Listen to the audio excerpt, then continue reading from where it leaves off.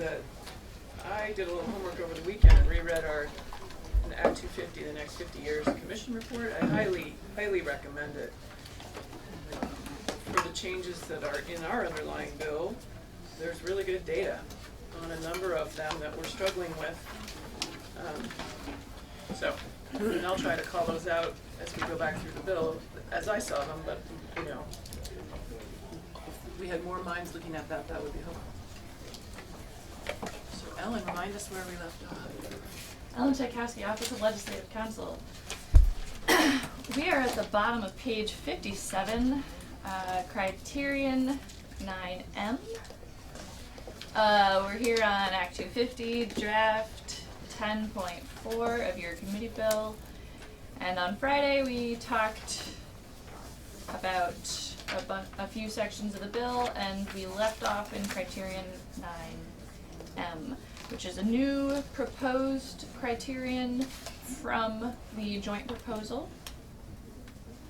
So this is the Climate Adaptation criterion. So to back up slightly, we're in the criteria section. So the language starts with 9 as in conformance with the duly adopted capability and development plan and land use development plan when adopted. And then there are a number of things that fall under this umbrella. And so this new language, starting on line 20, climate adaptation, a permit will be granted for the development or subdivision when it has been demonstrated that, in addition to all other applicable criteria, the development or subdivision will employ building orientation, site and landscape design, and building design that are sufficient to enable the improvements to be sited and constructed, including buildings, roads, and other infrastructure, to withstand and adapt to the effects of climate change, including extreme temperature events, wind, and precipitation reasonably projected at the time of the application.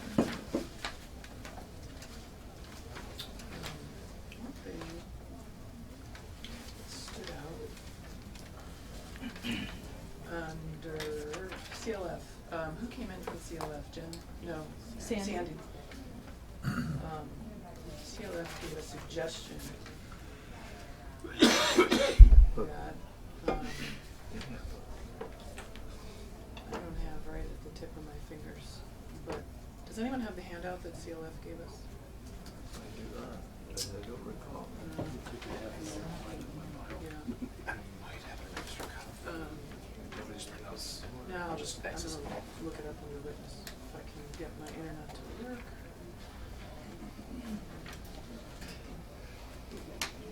While you're doing that, I want to question about K on 57. Sure. Did we really do that Friday? Of course we did, We she did. said.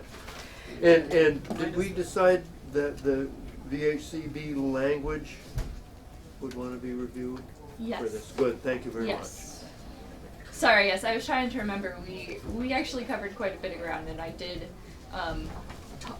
talk to you about adding the VHCB language. No, thank you. Yeah. So I found, so was that satisfactory? Yes. So it's gonna be updated with suggested language, sorry, Yes. I was looking Yes. here. Sorry. So are we ready to go to 9M? Yes. Oh, can I offer a couple of comments? Yep. One is that where we show sufficient to enable improvements can be cited, including building road and other infrastructure. I think we need to say can be expected to withstand and adapt to the effects of climate change, and then add during the service life of the improvements.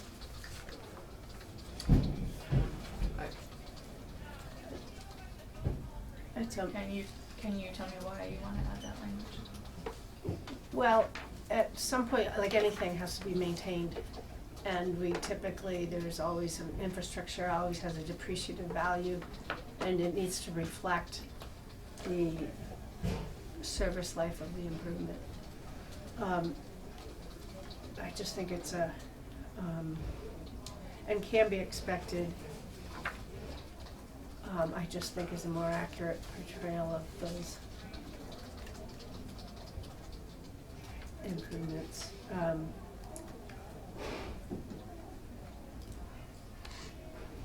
I think stating what are you trying to get done before you make recommendations for language would help us all follow what you're doing. I think it just, What's the problem you're trying to solve? right now, say that you make improvements, it helps to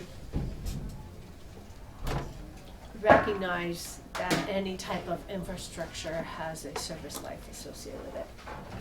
Number one. Number two, if you build something to the so-called 100-year flood event and you get a 500-year flood event, I know those are poor examples, but are we setting ourselves up to the type of improvements that are fundamentally trying to achieve what we're trying to achieve without, with some caveat relating to the magnitude of that improvement? It does end with reasonably projected outcome of the application.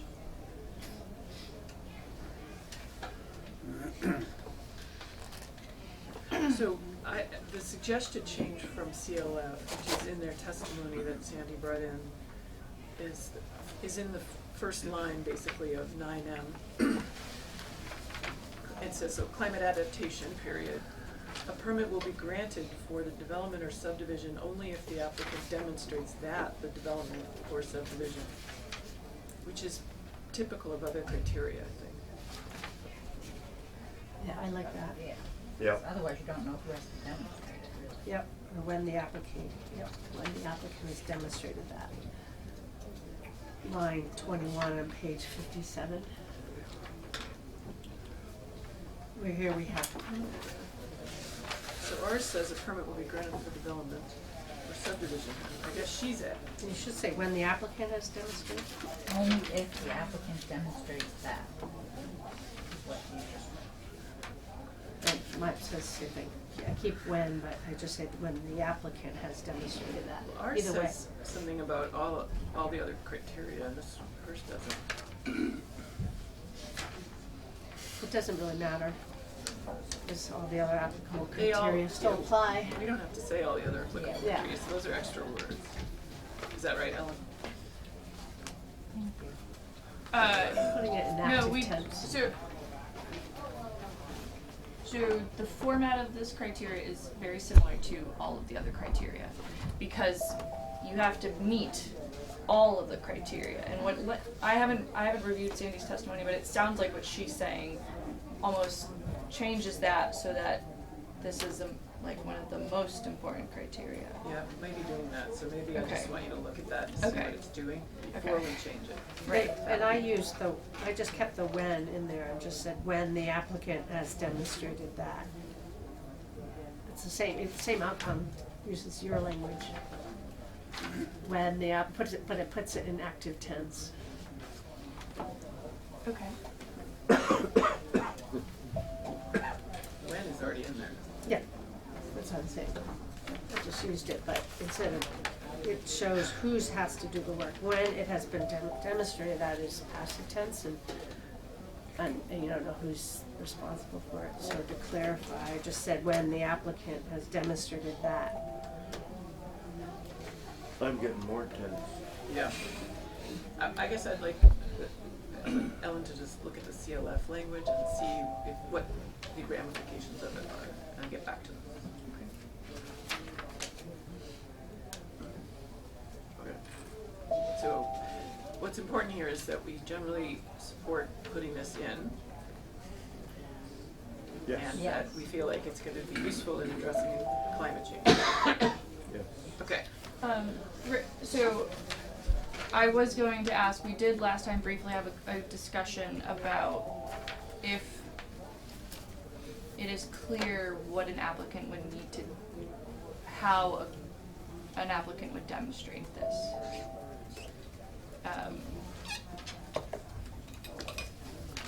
Now, if this criteria is implemented, I'm sure that the NRB would maybe work on guidance, but I don't, this does fit in with your overall goal of adding criteria related to climate change issues, but it is a little bit different than many of the other criteria. Because it talks specifically about building and site design, which a lot of the other criteria don't. They talk about, impacts. So, I ran this language by a colleague, Scott Campbell over at Energy and Technology Committee. And we're I'm kind of struggling with that same issue, because I think this is critically important. And he recommended that we include something like due consideration has been given to building design that, and so it that employs building orientation, site design, et cetera. And that way, they would have to demonstrate they've given due consideration. And then he was the one that had recommended including that other language I mentioned, that can be expected to withstand and adapt the effects of climate change during the service life of the improvements. That was his recommendation as a energy expert. Well, I don't know what the standard would be for due consideration, I just don't know. But I don't want them to consider it, I want them to employ building orientation, et cetera. Just employ it, not consider it.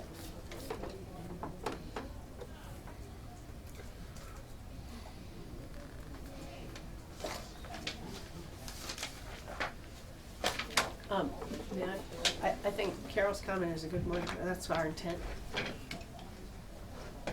With that language? with your language, Yeah. with our language. The That was- language that is in this draft. Yeah, I agree with the language in this draft, I don't like the And they have to demonstrate that they, I just ran that language by, Alright. so I agree with you. I think it's a little stronger with what we have. And I appreciate thinking about what Sandy's testimony was. But that was, I wanted to further describe why I came up with that language, was really just getting some input from the Energy Technology Committee member.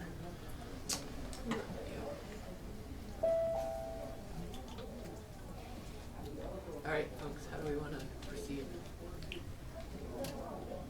Moving on, for me. Moving on and keeping the language we have. Yep. Okay. all right, page 58. Your new 9N, environmental justice. A permit will be granted for the development or subdivision when it has been demonstrated by the applicant that, in addition to all other applicable criteria, no group of people will bear a disproportionate share of the negative environmental consequences of the development or subdivision.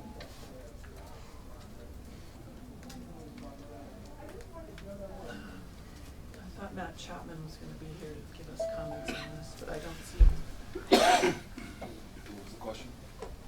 Environmental justice. Criterion 9N on page 58 of draft 10.4. So, I guess I look forward to that comment, unless you can provide whatever comment the administration was going to make. Jim? In the meantime, this environmental justice, we had several presentations last year, Kesharam and others on this topic. Environmental justice is in the commission report, and I think this is good basic language that gets us down that road.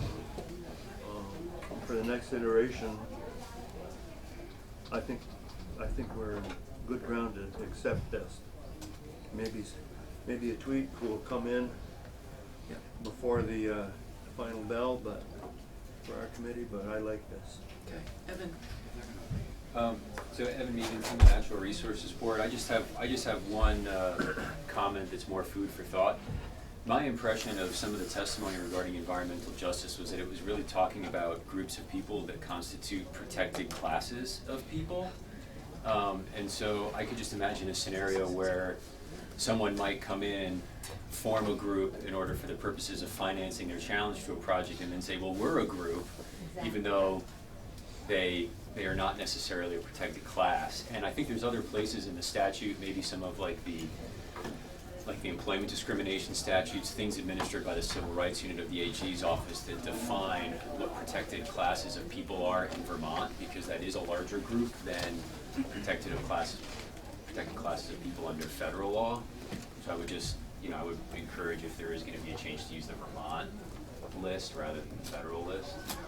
So it'd be demonstrated by the applicant that no protected classes of people would bear disproportionate. Yeah, I mean, you might need a definition of that, but I believe that definition resides elsewhere in statute someplace. In some, like I said, in some of our sort of civil rights and consumer protection statutes.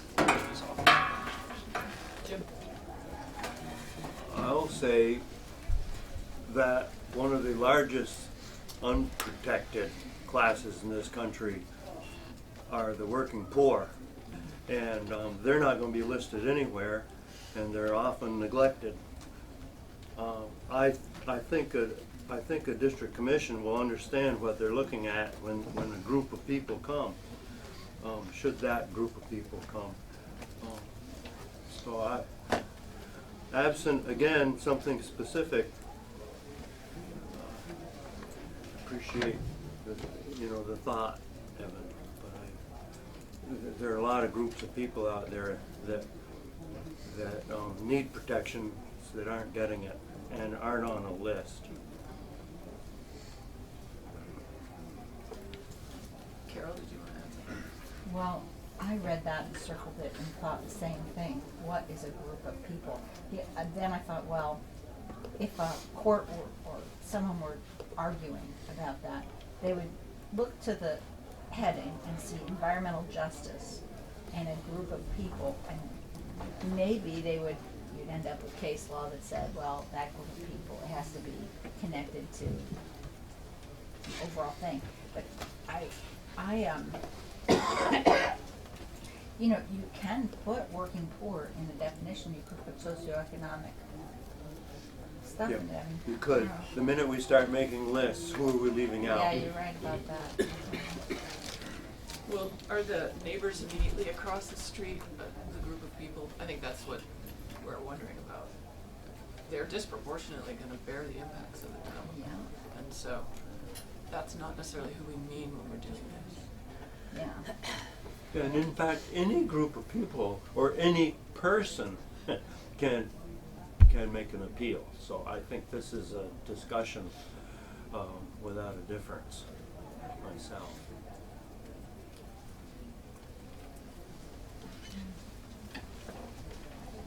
Carrie? I appreciate Evan's comments, but I think this current language suffices to ensure that I don't think we should be afraid of it. I think it's serving its purpose to help find that commonality of peoples that may be affected by development and the opportunity to participate. So I'm fine with the current language. Okay. Other thoughts? Any other concerns with this language? For the record, Peter Walke, that was Matt Chapman's concern as well. Concern that Evan raised is a distinction between what groups of people we're talking about, so that it actually has the environmental justice impact you're trying to have, rather than just a normal neighbor concern or group of neighbor concern that might raise. If you're really trying to speak to environmental justice issues, this is much broader than that.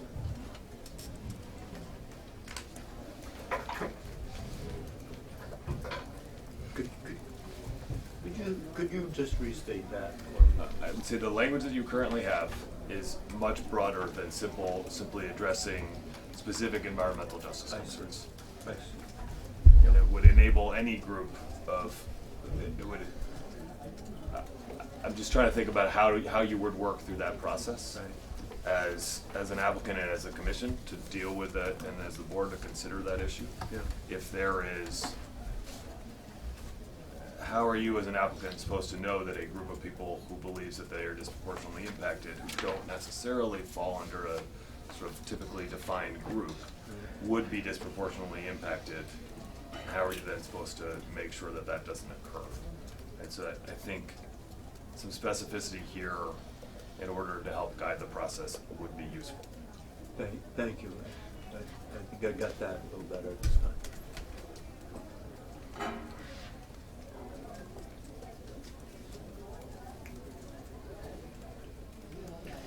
So there's the possibility of overuse and abuse of N possibility. Yeah, and I think we're contemplating if there's a way to make it more clear what our goals are. And Jim, you actually summarized our legislative intent quite well in your previous comment, and I don't know if there were any words in there that we could use to clarify. You articulating the confidence that the district commissions would know it when they saw it. Yeah. But,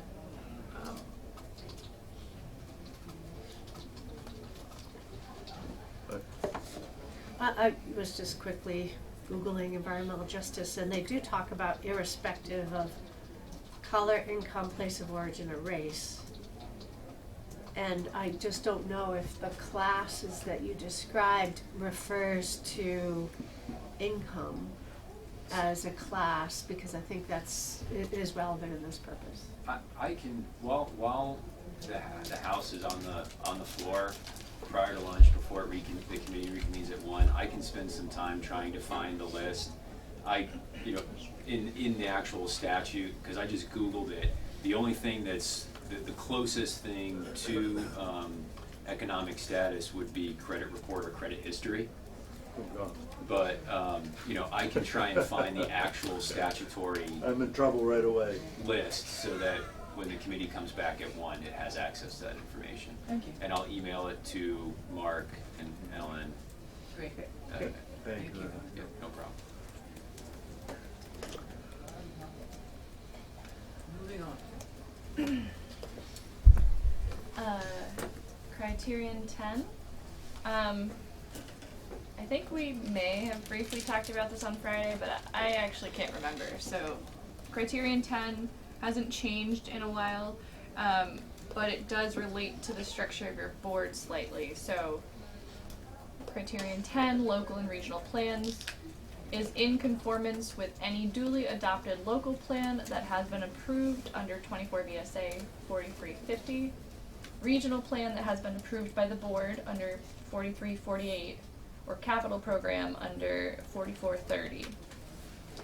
In making this finding, a district commission shall require conformance with the future land use maps contained in the local and regional plans and with the written provisions of those plans. A district commission shall decline to apply a provision of a local or regional plan only if the commission is persuaded that the provision does not afford a person of ordinary intelligence with a reasonable opportunity to understand what the provision directs, requires, or prescribes. If the district commission finds applicable provisions of the town plan to be ambiguous, the district commission, for interpretive purposes, shall consider bylaws, but only to the extent that they implement and are consistent with those provisions and need not consider any other evidence. So, this hasn't changed in a while, but you're adding multiple things to Criterion 10. You're requiring that the town plan be approved, that the regional plan be approved by the board, you're requiring conformance with future land use maps, and declining to apply provisions unless they're easily understandable. So I did want to make sure, is your new board going to be doing review of regional plans? Yes. Okay. Can I ask a clarifying question? Just, I haven't had a chance to look up Title 117. Does 24 VSA 4350 have the regional planning commissions approve the local plans? Yes. And it is actually, it's in your bill farther.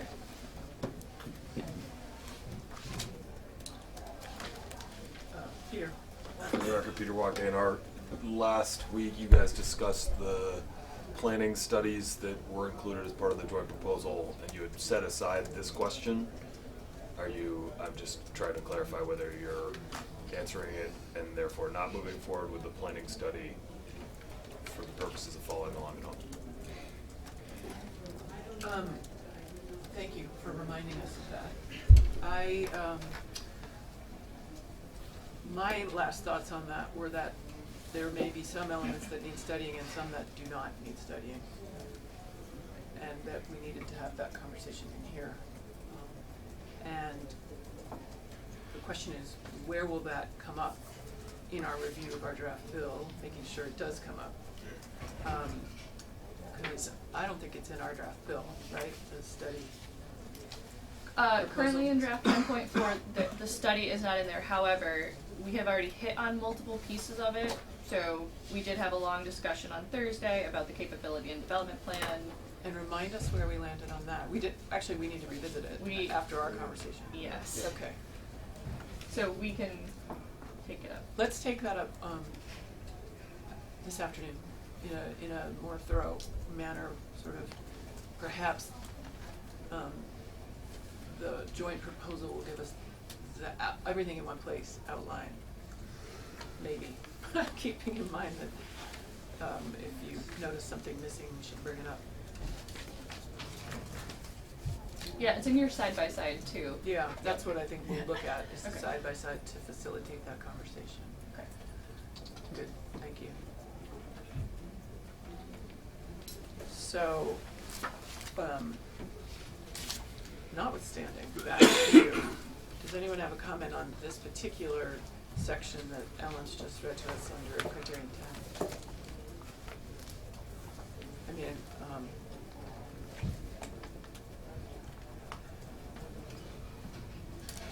I'm not sure I've heard planners say this is not ready for prime time. Yeah, we haven't made a change to Criterion 10 in a while. The only sort of thing that has changed recently was the structure of the board. Otherwise, I don't think we've actually changed any of the language in a long time. Yeah, so I'm inclined to keep this the way it is, and that part of our goals is to start acknowledging and aligning all the good planning work that's happening out there in the universe so that it meets statewide land use planning goals. Other thoughts? Any thoughts? Jim agrees? Do you agree with what I just said? Okay. Okay. Yes, and I like that it had that in the Act 250 Commission report. Carol did some homework. Awesome. All right, let's Sure. leave that. We're leaving this planning section. Yes. I may be dying over here, so we gotta move along.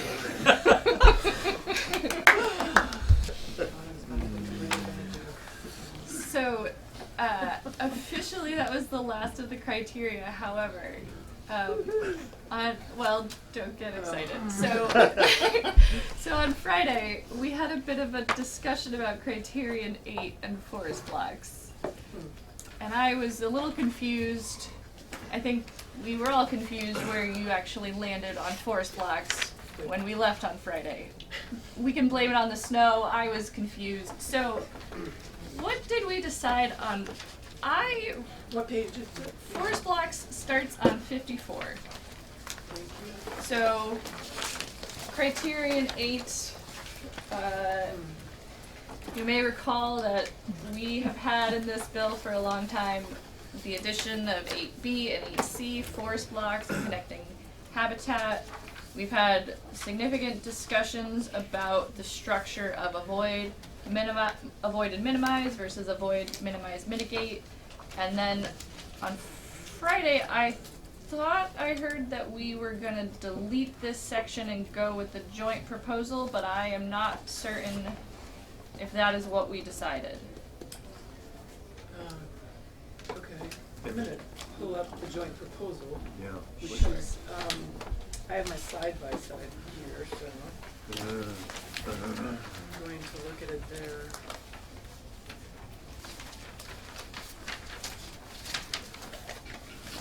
Forest plot, side by side.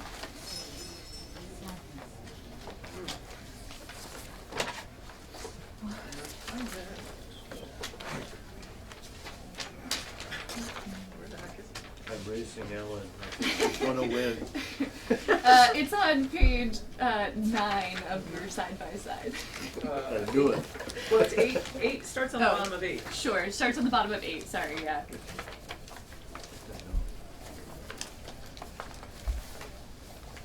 So So 8. Oh, mine's still backwards because I got stapled in the. Man. You know what?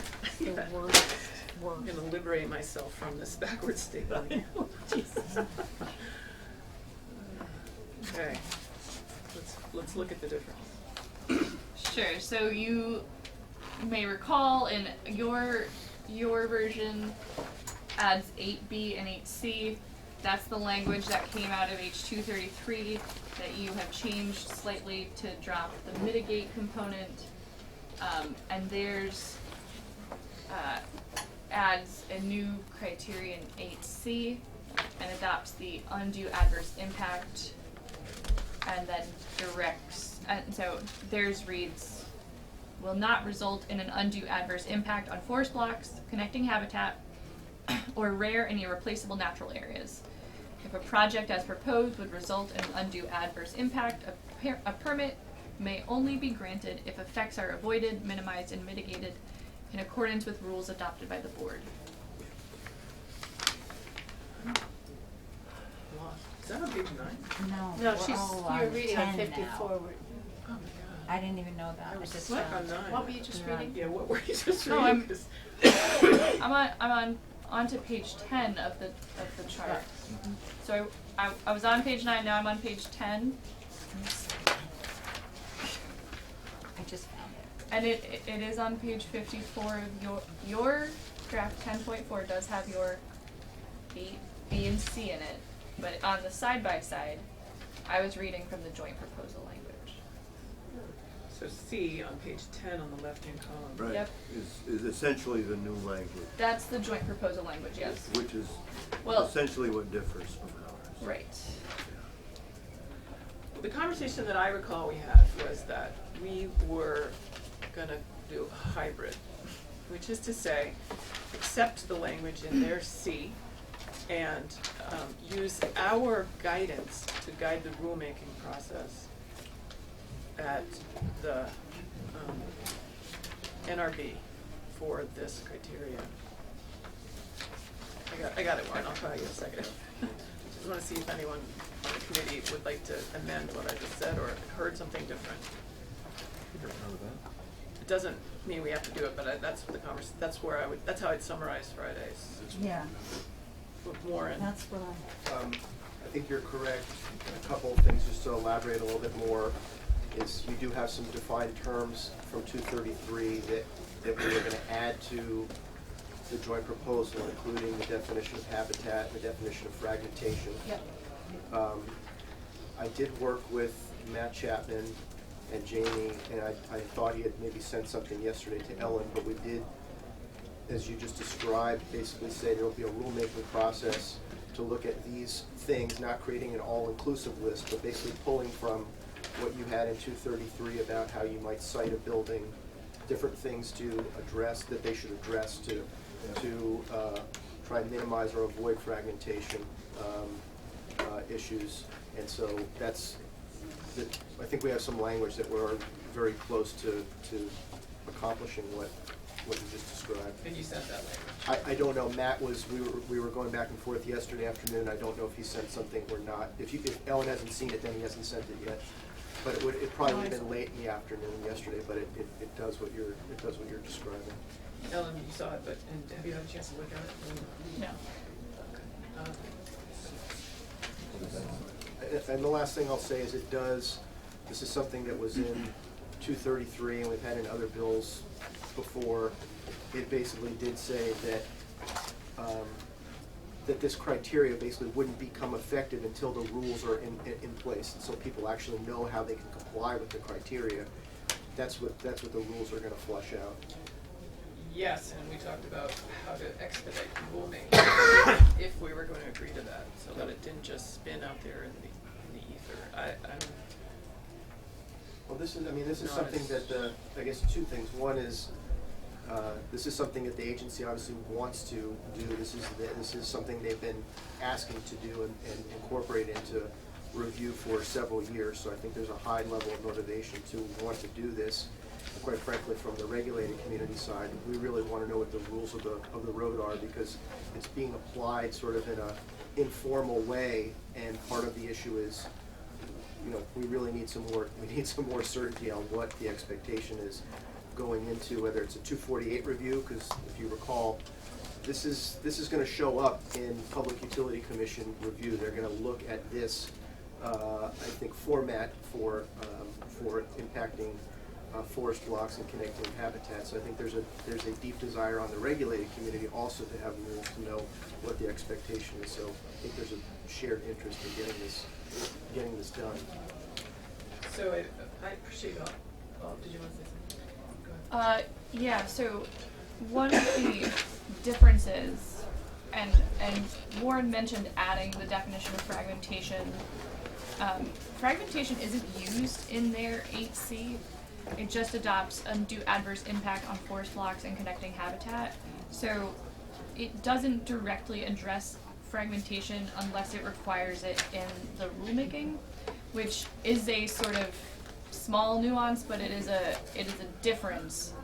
So unless you, it depends on if you are interested in having fragmentation be part of that, or if there is another meaning to adverse impact on a forest block. So and ours uses fragmentation because it's in the sort of framework that we lay out. And I guess I want to remind myself and the committee that this language in our bill was pretty well vetted in the process of, at least through the House side, being approved. But I just want to put that out there. Although we did agree that we want to add mitigation, and mitigation by definition I think would require rulemaking. So it's never a straight line to wherever we're going, but put that out. I think Representative Dolan and McCullough, and then we'll go to Peter. No comment. Oh, you had a comment. Representative Jim. So I'm thinking, earlier you mentioned combining, and so what I'm thinking, this is not the royalty. I was thinking the committee liked, but I like our version, but I like the addition that I'm thinking which is essentially C from the joint proposal being added, and of course, and keeping the word fragment, but putting the word fragmentation in C, as you mentioned was absent. And so doing amalgamation, it's a pretty straightforward amalgamation. I'm thinking it's just adding C with Fragmentation. yeah, with the addition of C, and I think that's essentially what Warren was saying. So we're adding B and C. I'm kind of getting confused. Yep. Peter Walke. So what I was going to offer is that Matt will be here this afternoon and can describe the work he's done over the weekend to try to combine the versions in a way that might drive this conversation towards a resolution. We love that, and the bell ringing and other things, so thank you. And Carol, did you want to say something? I just was asking, are we adding criteria B and C for the forest blocks and connecting that? We're going to leave a hanging chat out there with that question. We got to adjourn for the floor, or recess, excuse me, for the floor. Or maybe we have to adjourn because we have to go to the floor and get called into another meeting. We'll come back after We're lunch. getting out of here. 1 o'clock, we're going to finish our walkthrough.